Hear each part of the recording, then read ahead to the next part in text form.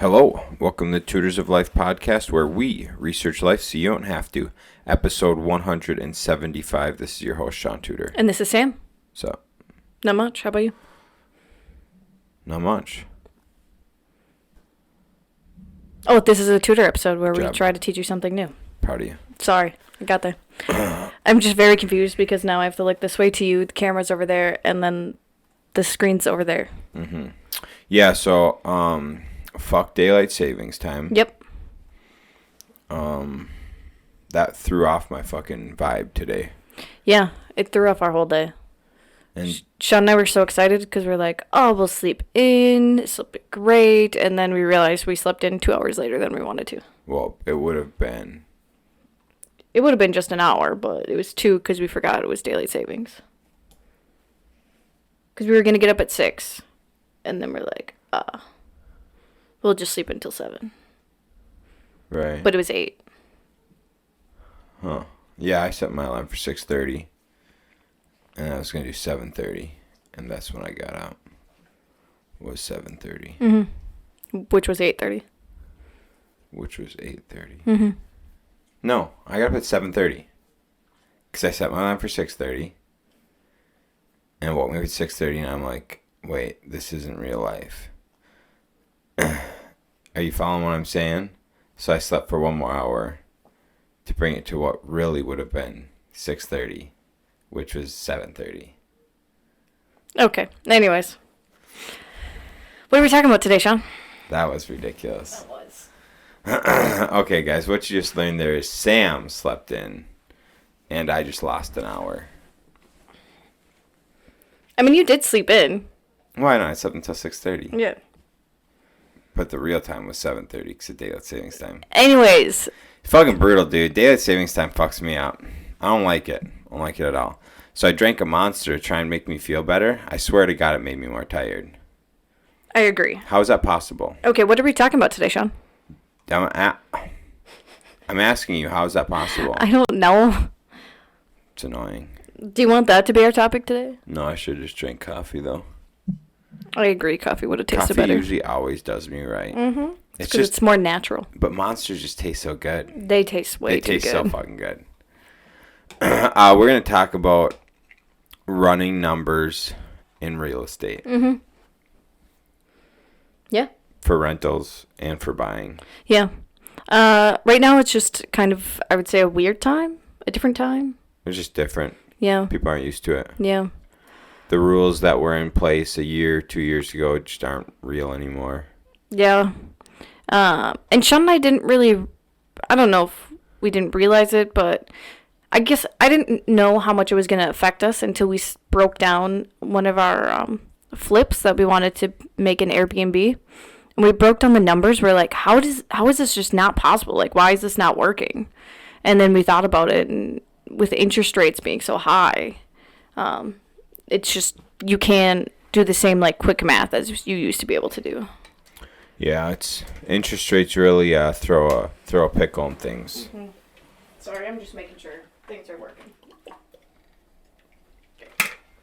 Yeah, so talk a little bit about interest rates, a little bit about taxes, insurance, things to think about and whatnot. But so the big thing that got me thinking about it was I'm reading this book AJ borrowed me, Investing in Fixer-Uppers, by J.P. Decima. And when was it written? Did you say early 2000s? Or 1990s? I'll find out in a second. It was written in 2003. Okay. And he started flipping, I believe, in the 80s. Oh, wow. Yeah, it was like beginning of the 80s, I'm pretty sure. So that, I mean, 20 years of experience, that's pretty good. Yeah. Oh, yeah. Yeah, pretty damn good. So what have you learned so far, Shaun? He's flipping through the pages. Okay, sorry. no, so back, he started his house flipping career back in the 1970s. Yeah. Oh, so 30 years of experience. Yeah, yep. That's pretty good. Yeah, what's cool about the book, though, is so he invested in times where the interest rates were high. Mm-hmm. And so rolling into now, interest rates are getting high.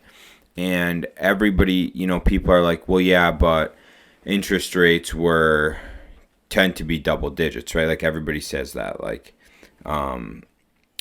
if you look at the last 50 years, interest rates on average were double digits for the last 50 years. And so like we should be blessed with 7% interest. Okay, yes. However, housing prices have gone up so much in comparison that 7% or that like the interest of 7% is a way bigger hit than interest at 10% on how low the house prices were back then. And so that's something that like people that I'm not really agreeing with what people say is they're like, yeah, well, this is still low interest in comparison to the last 50 years. Yeah, okay, cool. But housing prices are up a couple 100%. Oh, yeah. So if we used to buy $50,000 houses at 10%, but now that same house that was $50,000 is now $200,000 at 7%? Yeah. Well, I'd take the $50,000 at 10%. Oh, yeah, 100%. Did you find that? All I could find was 3 Toots rental budget. Oh. What were you looking for? Property taxes. Do we have a document of just property taxes? No, you told me like a breakdown for like TTH that one time and how much percentage. Well, I figured I would just do that with like 3 Toots house. Okay. Does that work? It should work. Okay. Yeah. I just gotta do some math, so you can talk. All right, sick.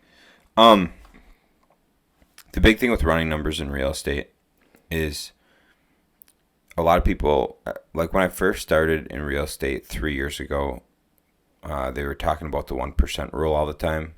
So a good like rule of thumb to know if a deal is somewhat worth it or could be worth it is for every $100,000 you pay on a property, you need to receive $1,000 in month of rent. So for every $10,000 spent, you need $100 in rent a month. And so you buy a $150,000 house, you need $1,500 a month in rent. And it was kind of this rule that was, if you somewhat followed that rule, the chance of you getting a bad deal was a lot slimmer. But when interest rates went down the last 2 years so much, the 1% rule didn't really matter because your interest rate was so good that you could pay more and not get as much in rent, and it didn't matter because the interest rates were so good. Now we are in a different time, and you got like keep in mind this is all over like a 7-month span. That this is it 7-month span maybe? Of what? Like since interest rates started raising a lot? It's been a year. It's been a year? Yeah. Okay, so over a year, we went from like you don't have to follow the 1% rule, or like the 1% rule you can be over on, to okay, get close to the 1% rule, to now you need to get under the 1% rule to make it work because the interest rates have gone so high. And so in that realm, in that way of thinking, the only way to really be certain what you're doing is a good deal or is worth it is to break down every property you're interested in, run the numbers to the T of property taxes, insurance, property management, maintenance, capital expenditures, vacancy, if you have any utilities included, if you do lawn mowing, plowing, garbage, whatever, to break down all those expenses. And then once you have all that, you have your operating income, right? So you have your income. You have your income that you get from the rent. You have all your expenses. And then you have, after you subtract the income by the expenses, you have your net operating income. Then you subtract your mortgage. Yeah.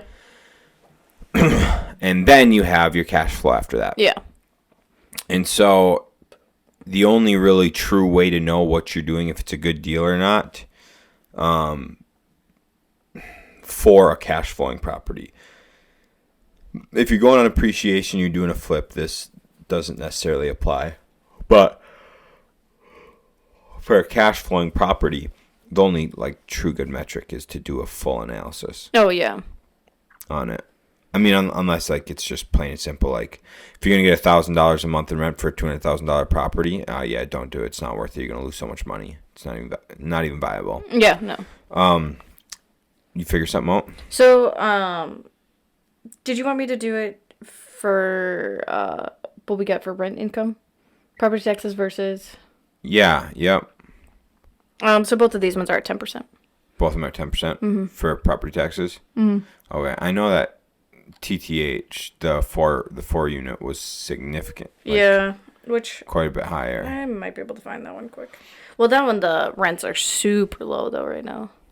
Yeah. Super. Oh, super sure. low. Yeah. But we factored it in with the new rent.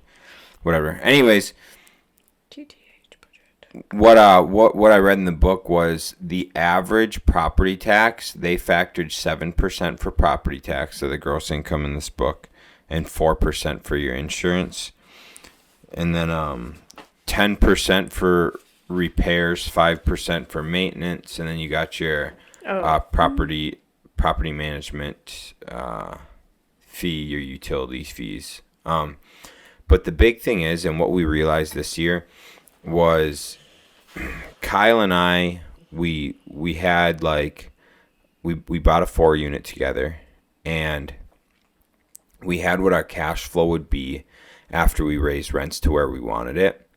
And then we had a 40% increase on our taxes. Mm-hmm. And we knew the taxes were going to go up a little bit from us buying them, but we had no idea it was going to go up that much. And so that wiped out, it was like $300 a month that we expected, $300 extra a month we expected for cash flow that we now miss out on. Yeah. Yeah, TTH is 14%. 14% for property tax, yeah. Yeah. But it's just kind of wild that like, if you so like in today's age with taxes, the government says like landlords shouldn't be able to raise rents that much at one time. Mm-hmm. But the state and the county can raise property taxes 40%. Right. I don't do a whole lot of 40% rent increases unless the property's like very, very mismanaged. Right, yeah. But which we just have the one. Right. Mm-hmm. But like most properties, most people aren't raising their rents 40%. No. But property taxes get raised 40%. Mm-hmm. I was watching Rankin's channel. His property taxes, one of them went up like 100%. One of his properties went up 60%. It's just crazy how much they increased his property taxes. Oh, yeah. And so, I mean, that alone, right, can just ruin your fucking numbers. And then if you're covering utilities, if you're covering like XL, there was a couple big reasons we backed out of the 7-unit. Mm-hmm. And this was one, and so was the XL, the insurance. So the utilities and the insurance were the big ones. Yeah, and then after we backed out, we realized we would have gotten fucked with property taxes too. Mm-hmm. Yep. But so what we realized with that,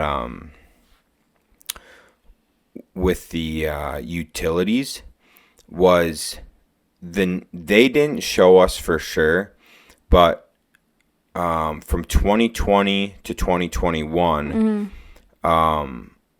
and we're in 2023. So yeah, sorry, from 2020 to 2021, utilities went up a little bit, nothing crazy. Yeah. But from 21 to 22, it doubled. Yeah. Utilities doubled. And then I was reading up on utilities before we closed on that property, reading up on utilities, and utilities were, at least natural gas was expected to double again start of 2023. Right. And we're like, okay, well, that's really bad because they're telling us this, which they never showed us proof of any of it. They were just like verbally like, this is what it was. I'm like, well, if that doubles, we're fucked. Yeah. And then insurance already came back significantly higher than they had reported. But those couple things were like, yeah, the no go. But if you're covering utilities for your rental and you didn't factor in that it was doubling this year for the natural gas, that can really make or break you. Oh, yeah. In the realms of like, for most people investing, there's people that invest who have a really good job and their extra income can cover a negative cash flowing property or a couple of them. But if you're like new into doing this, you've got a rental, you just saved up for a rental, and you've got a job making $40,000-$50,000 a year, and you're doing this for retirement, that shit can start to wreck you when your property taxes go up 40%, your utilities go up 100%, right? Insurance last year went up 10% on average, and then so a bunch of insurance companies. This is just from talking to a couple. I talked to a couple agents about this. This year, a couple of the companies quit writing rental policies because so many people were making claims on them.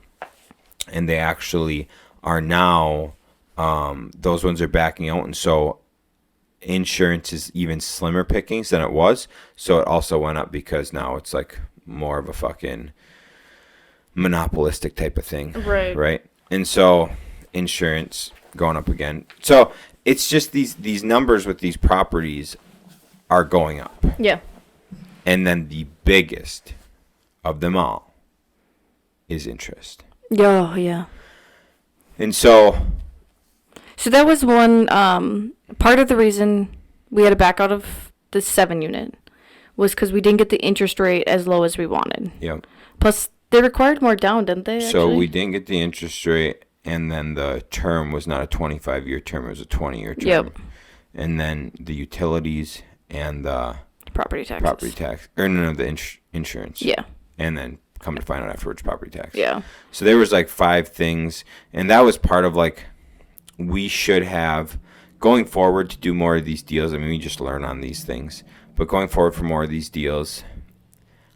In my due diligence process, I'm going to require all that information to be provided to us up front. Yeah. Like right after the contract signed, within like 5 days, to have all that information from them, from the sellers, so that we have realistic numbers to go off of.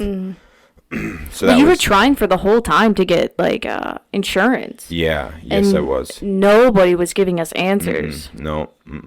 Yeah, it was pretty shitty. Yeah.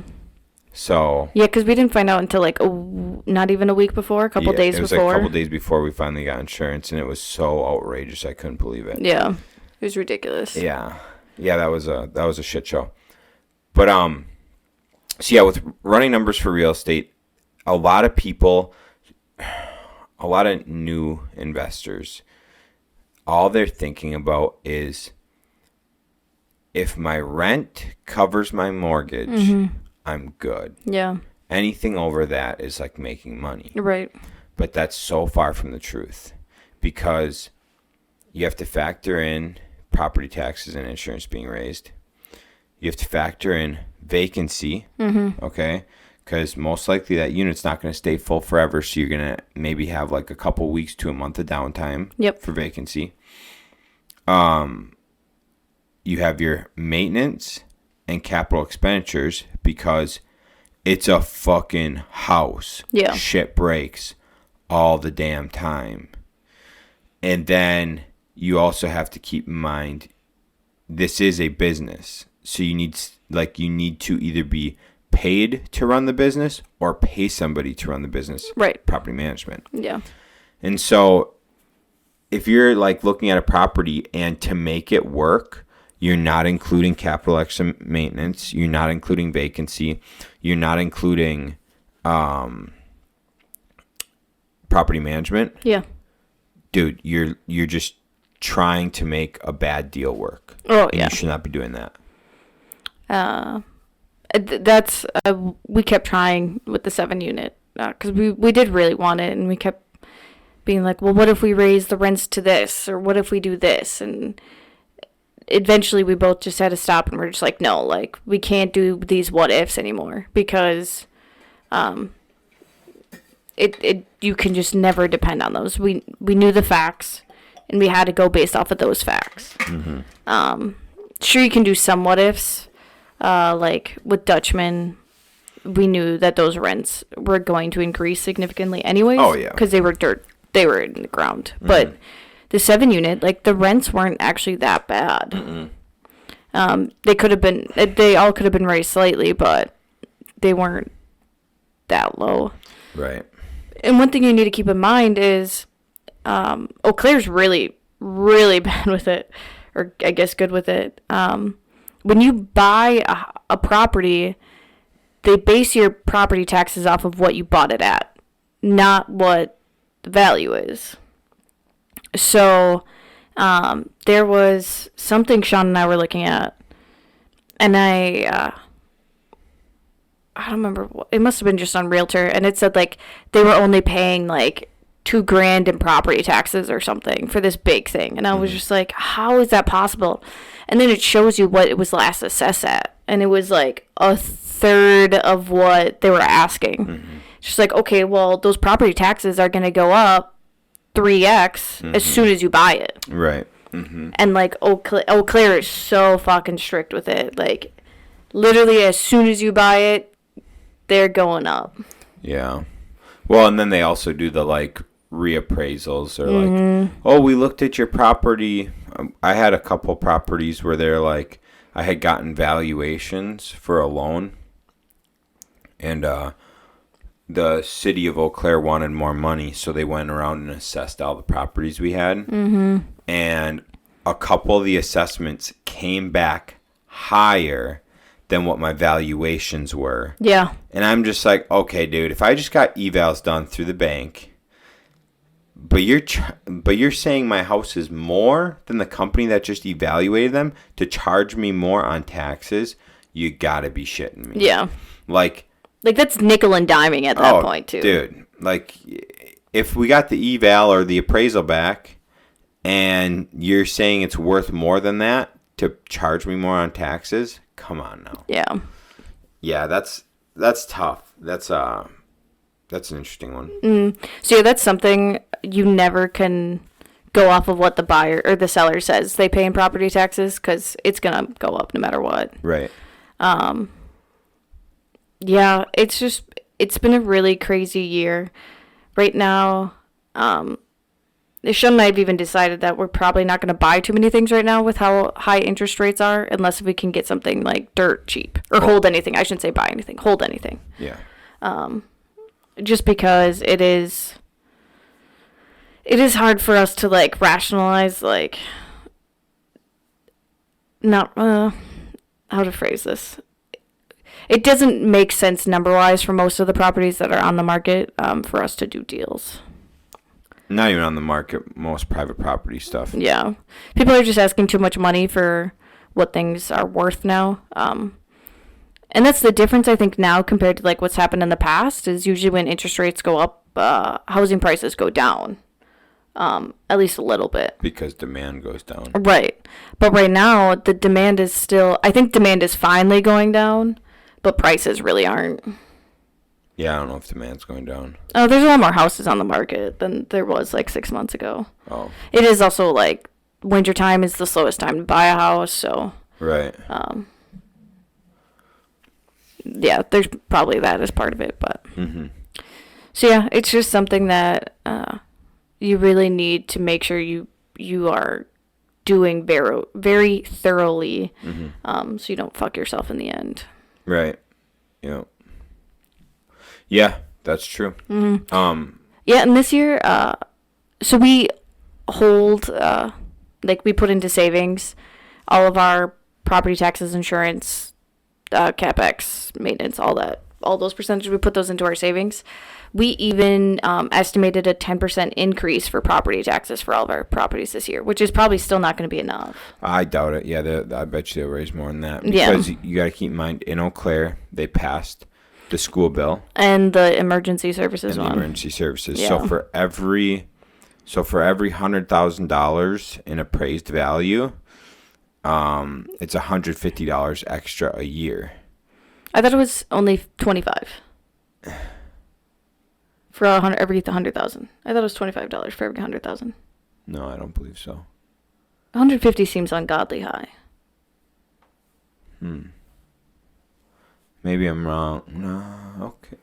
We never kept the letter, but whatever. Anyways. It's pretty substantial, though. Yeah, I remember it being pretty substantial. Yeah. Because,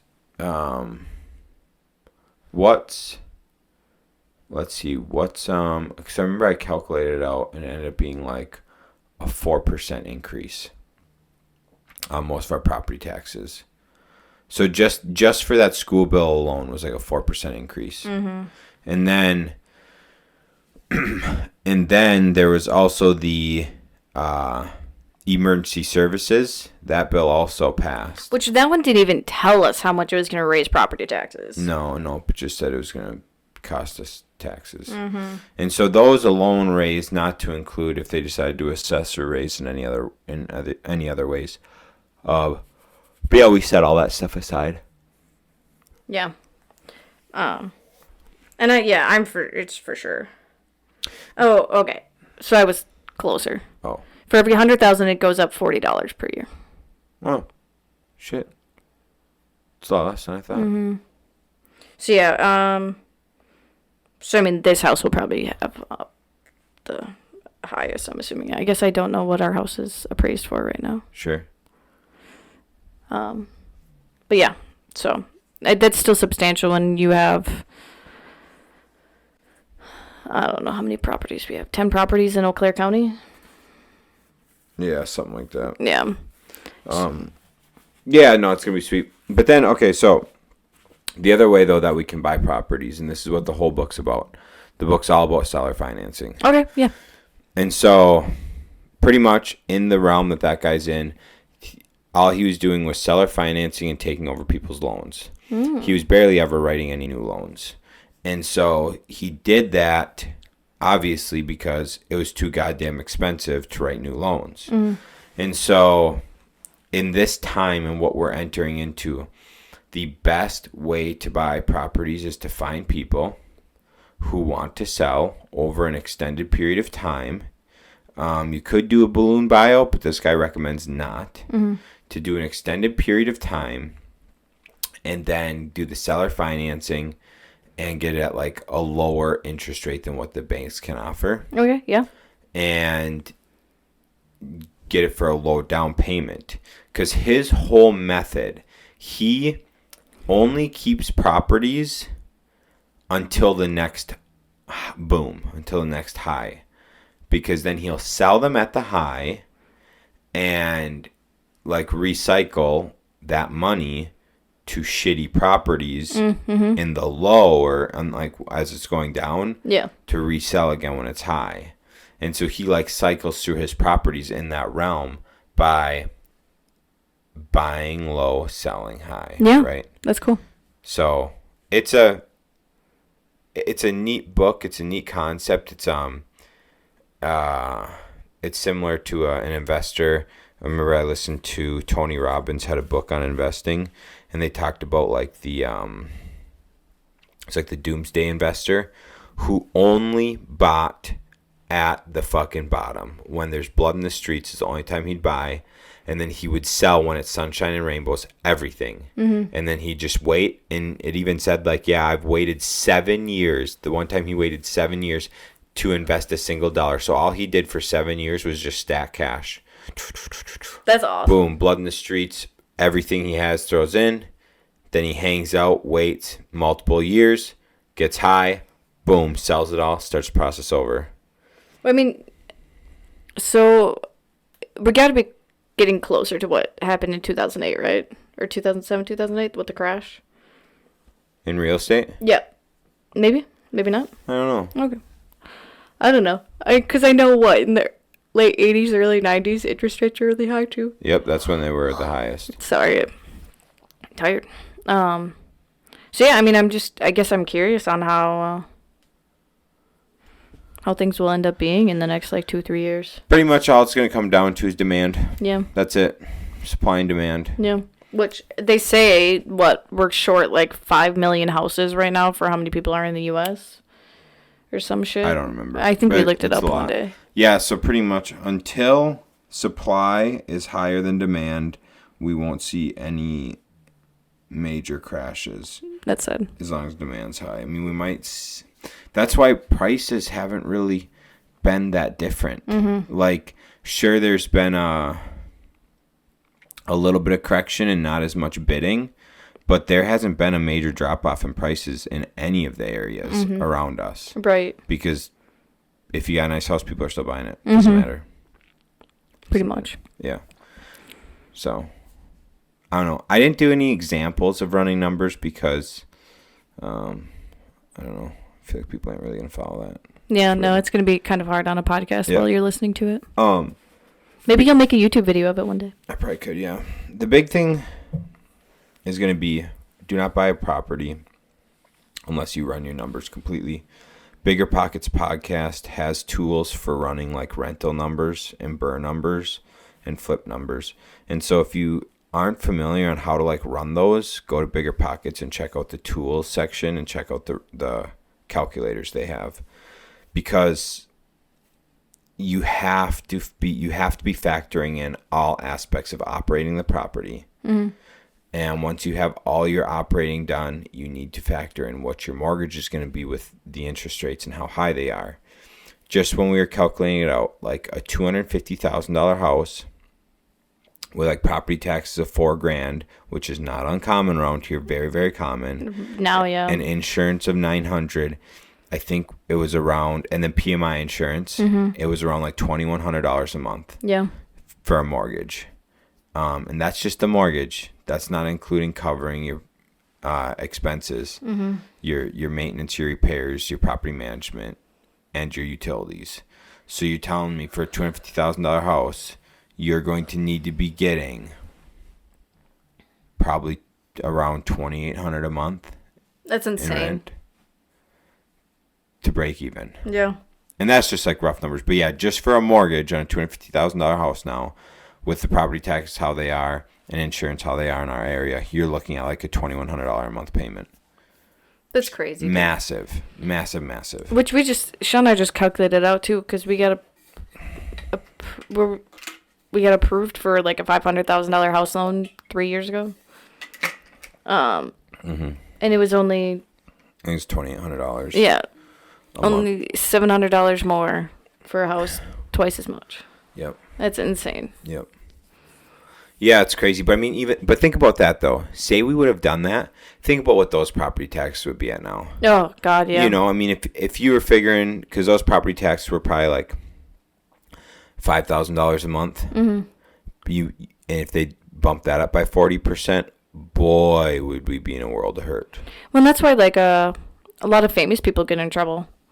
Because they spend a whole bunch of money all at once, and then they don't think about the fact that you have to pay taxes on all of that. Yes. So, yeah, I mean, you may own a $2 million house and not have a house payment, but your property taxes are going to be through the roof. Yep, absolutely. Shaun and I have even, like, looked at getting some, like, obviously not anytime soon, but we'd like to think about the future, so we've looked at, like, some $1 million houses in Florida and along the coast and whatnot, and just seeing how much property taxes are on those houses, kills me on the inside. Because it's like a person's like yearly salary. Yeah, you have and to just property taxes. Yeah, you have to be very wealthy. Yeah, very, very wealthy. To own that shit. So that's I mean obviously something to keep in mind. Right. That makes sense if you just like buy it outright, like just pay the $2 million in cash, and then there's no way you're not making $40,000 off of Airbnb on a big mansion like that. Yeah, but I mean that's the worst fucking investment ever if you're not getting a return on your $2 million you just spent. I mean, it depends. I guess how much. Yeah, I don't know. Anyways, because I think those like rents were like $4,000 a night or some shit. Some of them were. Yeah. Yep. Some of them were. So what you have to $4,000 a night. If you did 100 nights, that's $400,000. It's not too bad. Very expensive house, though. Oh, hell yeah. Multiple millions. Yeah. Anyways. Yeah, so I don't know if that helped at all. That might have helped. Our talk? Our talk. Our tutor episode. I don't know. I hope so. Sure. Like Shaun, we'll say it again, because why not? Just get it in your head. Make sure you're looking at what property taxes are. Shaun and I preferred our house on Robin Road because it was technically Chippewa County. Well, it wasn't technically. It was in Chippewa County, and our taxes were quite a bit lower because it was a different county. So make sure you're looking at what the county's taxes are versus city taxes. And I think long term, Shaun and I will probably live in Chippewa County, and probably not the city of Eau Claire, just because taxes are so much lower. And no offense, I don't really want to pay for people to live for free that don't need to, because taxes are just going to keep raising if they want to keep doing that. Nor do I want to pay for these shitty schools that are teaching kids not any of this. Right. So, yeah, I don't know. It's just good to keep in mind. Insurance, like Shaun said, is going out. Some insurances don't even cover some stuff anymore. We had a sewage backup in one of our houses and found out our insurance doesn't cover that. So right. that was fun. Yeah. It's life. And would you say they stopped covering houses with wood burning fireplaces? Some places do, yeah. Yeah. A lot of insurance companies do. So expect more for all those. If you have a rental, I'd highly suggest having your tenants pay for electricity. So, like, as soon as you have a new tenant come in there, have them pay for electricity and gas. Oh, yeah. They should be paying for most. As long as utilities are split or get rubs to split the utilities. I think it's a really good idea. Yeah, I actually talked to a lady who had a portfolio in Eau Claire. Nothing crazy. I think it was like a $2 million portfolio. It's pretty all right. Yeah. But I was chatting with her, and I'm like, why do you want to sell? She's like, I'm sick of Eau Claire's property taxes. She's like, I'd rather go in the surrounding areas where the property taxes aren't so high that I'm not paying property taxes for just dumb shit. Mm-hmm. That makes a lot of sense. Yeah. Yeah, because it even like tells you on your property taxes like what some of the money goes for, like towards. Yeah, just dumb shit. We're paying for CBTC. We're paying for university too. Yeah, the university. We're paying for all the schools that are around. Yep. And why can't I think?